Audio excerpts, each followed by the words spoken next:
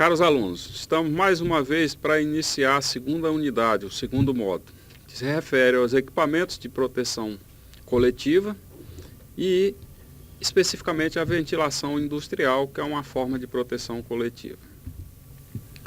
Esse módulo está composto dos seguintes tópicos: dando continuidade aos equipamentos de proteção, introdução à ventilação industrial, ventilação geral diluidora, ventilação local exaustora, os equipamentos coletores de contaminantes e os conceitos básicos sobre o Instituto Nacional de Metrologia.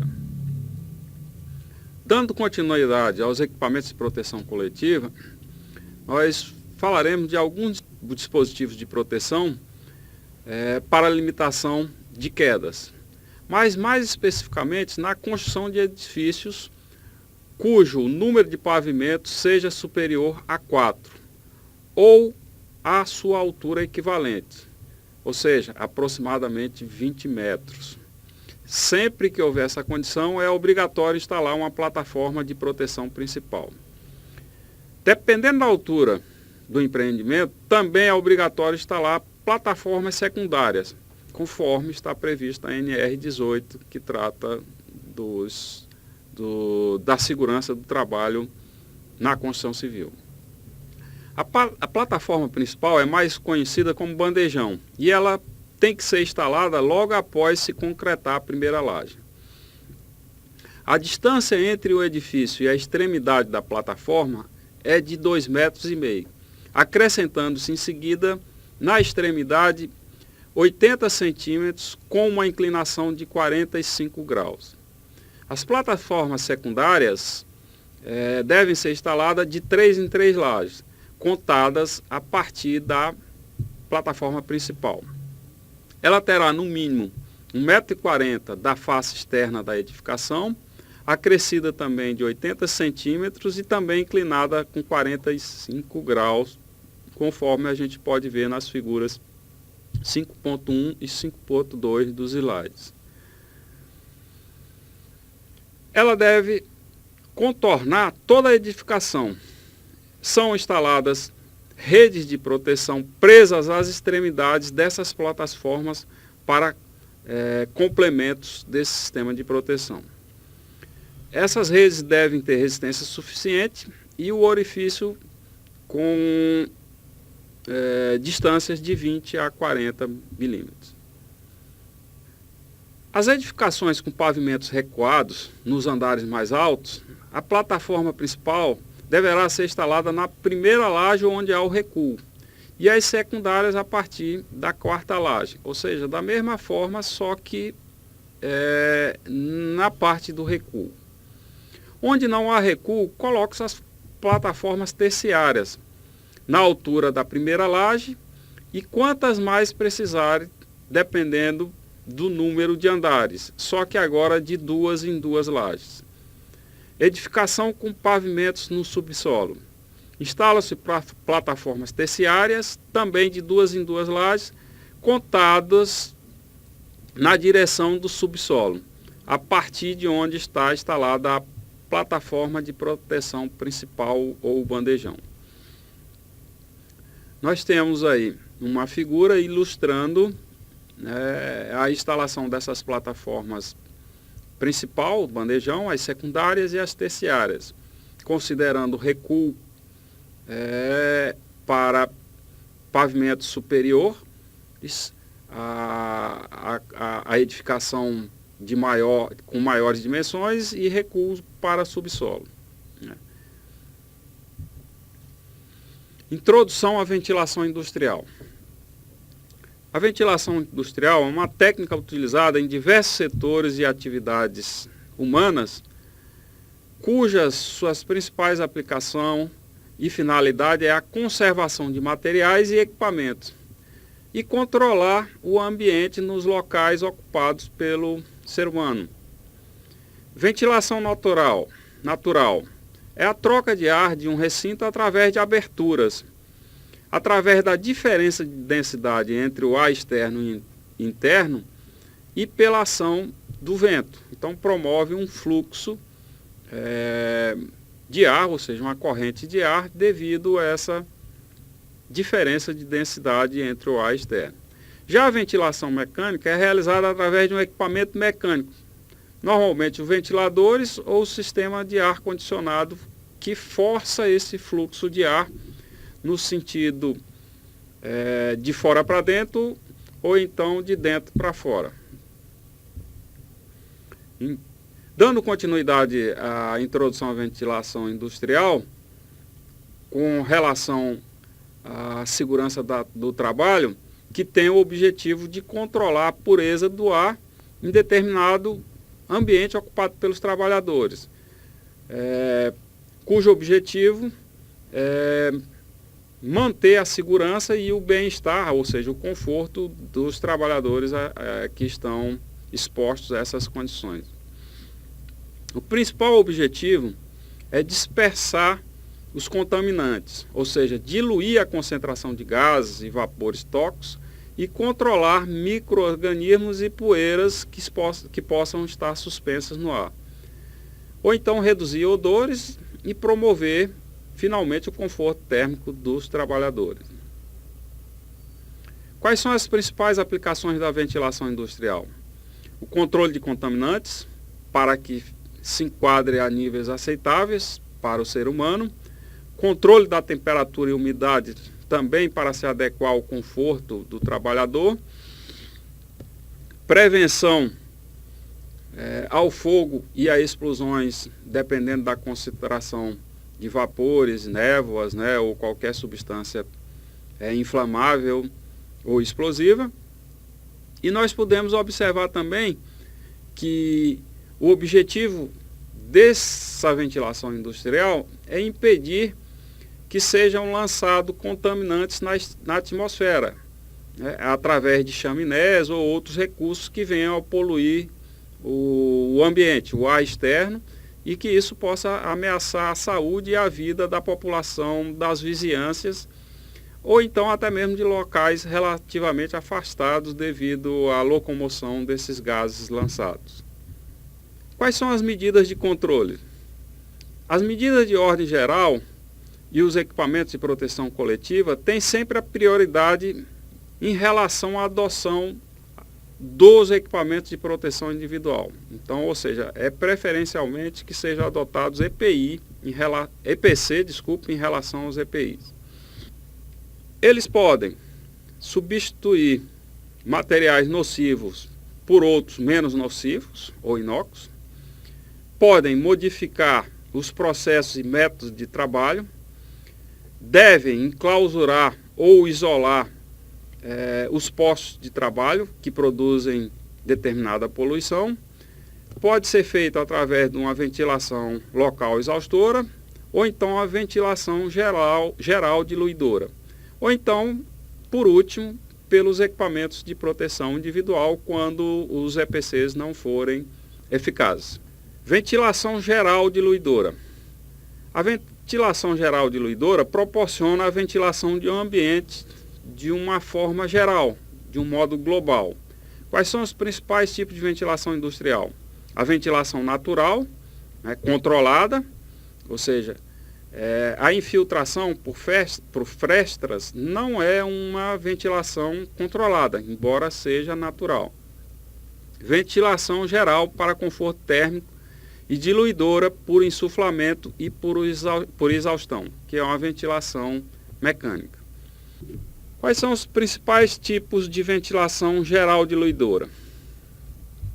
O objetivo desse tipo de proteção é introduzir ar limpo em um ambiente contaminado, de forma que os poluentes sejam diluídos em um maior volume de ar, reduzindo assim a sua concentração. A ventilação geral diluidora pode ser feita por insuflamento de ar, ou então por exaustão de ar, ou então pela combinação desses dois métodos. A ventilação geral diluidora por insuflamento torna o ambiente pressurizado, ou seja, com pressão positiva. Essa diferença de pressão faz com que o ar do ambiente saia para a vizinhança através de aberturas específicas. Na ventilação geral por exaustão, geral diluidora por exaustão, a pressão do ar no interior do recinto torna-se menor do que a pressão do ar na vizinhança, tornando o ambiente com a pressão negativa. Assim, essa diferença de pressão existente faz com que o ar novo da vizinhança entre nesse recinto através de determinadas aberturas especificadas.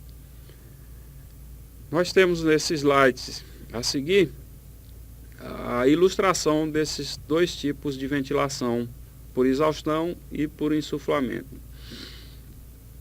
Ainda é possível ter uma ventilação geral diluidora mista, que é um tipo de ventilação formada pela combinação dos dois tipos, citado anteriormente, ou seja, o insuflamento e exaustão, que isso pode melhorar a eficácia desse tipo de ventilação. Quais são os principais componentes de uma instalação de ventilação geral diluidora? Variam conforme o seu projeto, ou seja, de acordo com a finalidade e o funcionamento.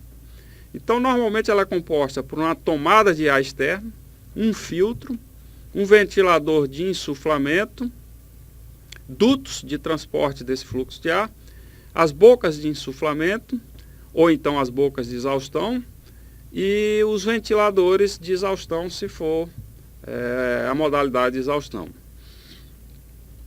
Quais são as indicações e finalidades da ventilação geral diluidora? É indicado para situações em que a fonte de poluição do ar não está confinada em pontos perfeitamente identificáveis, ou seja, há uma dispersão desse contaminante no ambiente. Os objetivos, do ponto de vista de segurança do trabalho, são os seguintes: reduzir a concentração dos poluentes nocivos abaixo de certo limite de tolerância, chamado LLT, diminuir a concentração de poluentes explosivos ou inflamáveis abaixo dos limites de explosividade e inflamabilidade, quando for o caso, determinar conforto para os trabalhadores pela manutenção da temperatura e umidade do ar ambiente. Sua eficácia vai depender das seguintes condições: os poluentes gerados não devem estar presentes em quantidade que exceda a que pode ser diluída com um adequado volume de ar. A distância entre os trabalhadores e o ponto de geração de poluentes deve ser suficiente para assegurar que os trabalhadores não estarão dispostos a concentrações médicas superiores ao limite de tolerância. A toxicidade do poluente deve estar abaixo ao limite de tolerância, que normalmente é em torno de 500 ppm. O poluente deve ser gerado em quantidades razoavelmente uniformes. Se houver divergência nessa uniformidade, não é possível fazer esse controle por ventilação geral diluidora. Não deve ser empregado para poeiras e fumos, pois a quantidade de poluente gerado é normalmente grande e, por serem muito tóxicos, requerem uma excessiva quantidade de ar de diluição, o que não é possível com essa modalidade de ventilação. A ventilação geral diluidora também pode ser utilizada nos casos em que a ventilação local exaustora não é viável tecnicamente e possui a vantagem de ter um custo relativamente mais baixo quando comparado com a ventilação local exaustora. Ventilação local exaustora. Ela é realizada por meio de um equipamento captor junto da fonte poluidora, ou seja, ela é confinada ao local que produz a fonte poluidora. Os contaminantes, gases, vapores ou poeiras tóxicas, são removidas junto ao ponto onde são gerados para evitar que se espalhe pelo ambiente e atinjam a zona de respiração do trabalhador. Na ventilação local exaustora, são necessários menores quantidades de ar, menores fluxos, menores vazão. Nem sempre pode ser aplicada, quando o número de fontes de geração de contaminantes é muito grande ou então quando é possível uma aproximação adequada da fonte de poluição. Quais são os principais componentes de uma ventilação local exaustora? O captor, que é o ponto de entrada do contaminante a ser exaurido pelo sistema. O sucesso ou a falha de qualquer sistema de ventilação local exaustora está intimamente ligado com essa qualidade do seu projeto, ou seja, da forma que esse captor é posicionado em relação à fonte poluidora. Os dutos são os componentes responsáveis pela condução do ar, pelo transporte do ar contaminado, que interliga os diversos componentes do sistema. Ventilador é o equipamento responsável pelo fornecimento da energia necessária para o escoamento do ar. E o coletor é uma espécie de filtro que remove com uma certa eficiência os contaminantes do ar. Esse componente também é conhecido como equipamento de controle da poluição e é utilizado justamente para evitar que a poluição atinja a atmosfera da vizinhança. Em seguida, nós temos um slide com alguns modelos de ventilação local exaustora. Nós temos um sistema central, onde nós temos diversos pontos de coletas, diversos captores. Na figura 8.2, nós temos um coletor unitário empregado normalmente em operações de soldagem. Inclusive é um equipamento móvel. Quais são os cuidados importantes que nós temos que ter com a ventilação local exaustora? Quanto maior o enclausuramento, menor será a quantidade de ar requerida para promover essa exaustão. Menor o custo do projeto de implementação. Deve ser posicionado o captor para que os contaminantes não atinjam a zona respiratória do trabalhador, conforme ilustrado aí nas figuras 8.3 e 8.4. Na 8.3 nós temos uma situação atípica, não recomendada, e na 8.4 recomendada. Equipamentos coletores de contaminantes, também conhecido como equipamentos de controle de poluição, EPC, tem como função reter o contaminante após ser capturado junto à fonte geradora. Evitar a poluição atmosférica das redes vizinhas às indústrias que gerem o transporte de materiais particulares, gases ou vapores. Evitar o risco de fogo, no caso de contaminante ser inflamável, ou de contaminação, no caso do contaminante ser tóxico. Recuperar o material particulado, gás ou vapor, no caso desses apresentarem uma importância econômica. Filtragem. Eles capturam as partículas pela estrutura fibrosa do coletor. São exemplos de coletores que utilizam a ação de filtragem, os filtros mangas e os filtros planos, que retêm esses contaminantes. Também nós temos, nessa modalidade, os tipos de coletores por inércia, que a separação é feita devido à variação brusca da quantidade de movimento linear das partículas de contaminantes. Como exemplo, nós temos os ciclones e as câmaras inerciais, conforme a figura 9.3. Nós também temos a modalidade por lavagem, onde o ar contaminado é forçado através de uma nuvem de gotículas de água ou um outro líquido qualquer, fazendo com que os contaminantes fiquem retidos nas gotículas. São exemplos os lavadores e ciclones e os lavadores do tipo Venturi.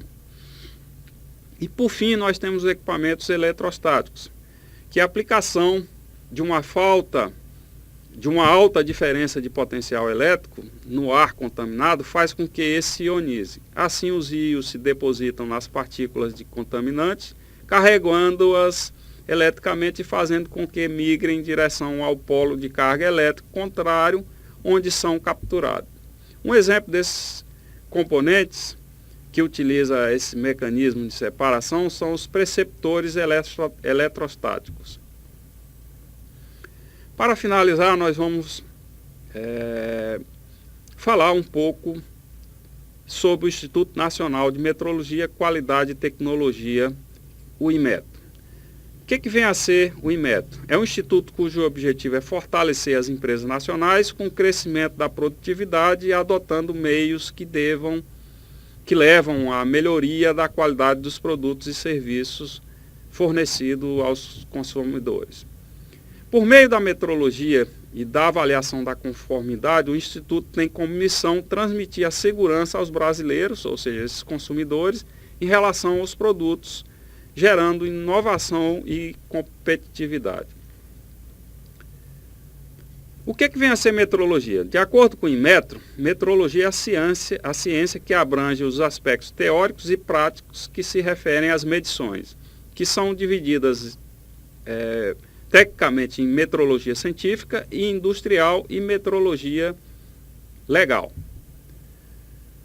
A metrologia científica e industrial promove o crescimento e a inovação tecnológica, fomenta a competitividade e o desenvolvimento científico e industrial em qualquer país. O Inmetro é formado pelas seguintes divisões metrológicas.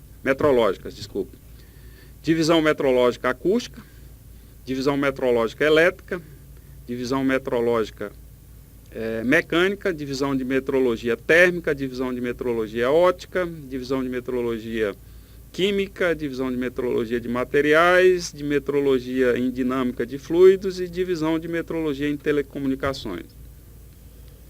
A metrologia legal refere às atividades necessárias para atender às exigências obrigatórias relacionadas às medições, unidades de medida, instrumentos e métodos de medição.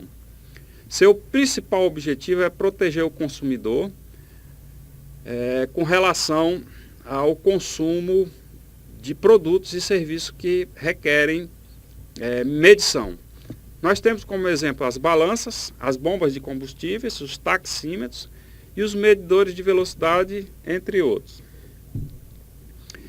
cujo objetivo é avaliar a não conformidade, que é um procedimento que visa dar credibilidade a determinado produto, desde que atenda o requisito definido em normas ou regulamentos técnicos. Com esses conceitos básicos, nós estamos finalizando a segunda unidade da disciplina EPI e EPC. O próximo módulo vai ser a unidade 3. Muito obrigado.